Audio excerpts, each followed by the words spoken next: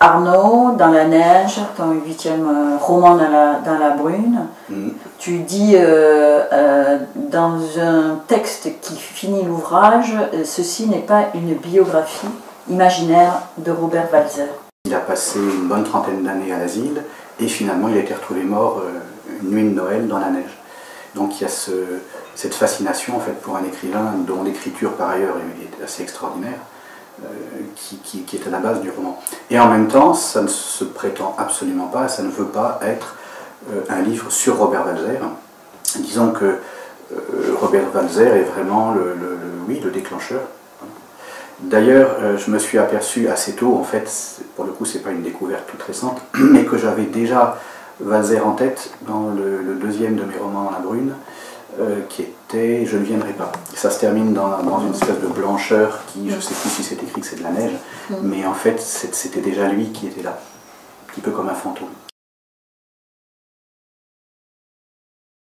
Il y a aussi ces petits pois que ce personnage que tu appelles Joseph ou Jonas, suivant les moments, ce personnage à l'asile et cause des petits pois, et donc il y a ce vers qui revient aussi. Oui, alors ça aussi, mais ça aussi c'est encore un élément biographique, même si je ne cesse de dire que ça n'a rien de biographique, il y a des éléments biographiques, parce qu'en fait tout c'est toujours pareil, tout est dans notre, beaucoup de choses est dans le réel et il faut juste presque se servir et essayer de travailler avec.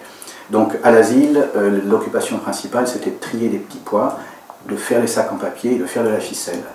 Et quand on voit le parcours de cet écrivain qui finalement...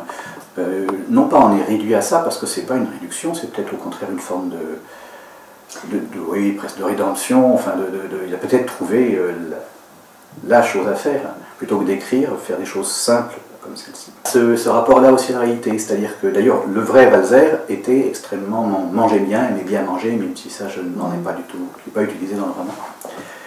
Et c'est ce parcours, d'ailleurs c'est ce que tu as mis dans le 4e de couverture, qui m'a vraiment plu, c'est cette montée vers le simple. Je crois que tu parles de quelque chose comme ça.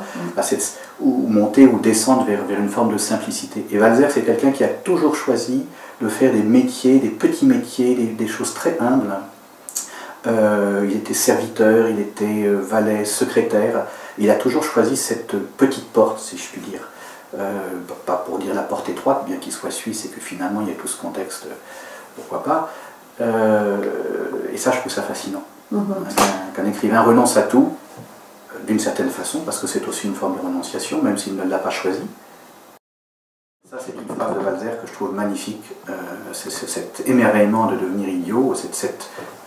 L'idiotie, a priori, c'est ce qu'on redoute. Et non, là, au contraire, il y a une forme de simplicité, de pureté.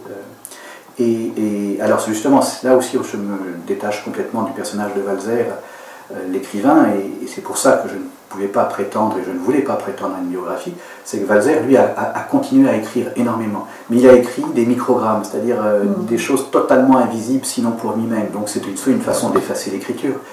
Et donc, en un sens, le personnage du roman va dans ce sens de l'effacement absolu. Lui aussi, ça permettait de trouver aussi une forme de logique à la montée dans la neige. Dans la neige, on s'efface, on s'oublie, on est recouvert et on en arrive, même si la métaphore est facile et pour le coup je ne l'utilise pas, mais elle est quand même présente là, une forme de page blanche absolue.